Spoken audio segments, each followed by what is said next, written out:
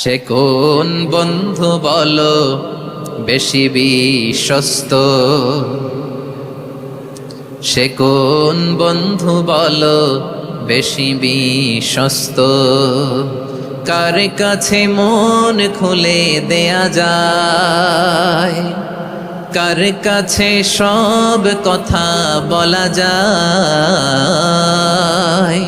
হওয়া যায় বেশি আশ্বস্ত।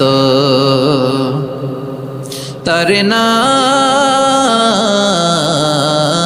আহমদ, বড় বিশ্বস্ত।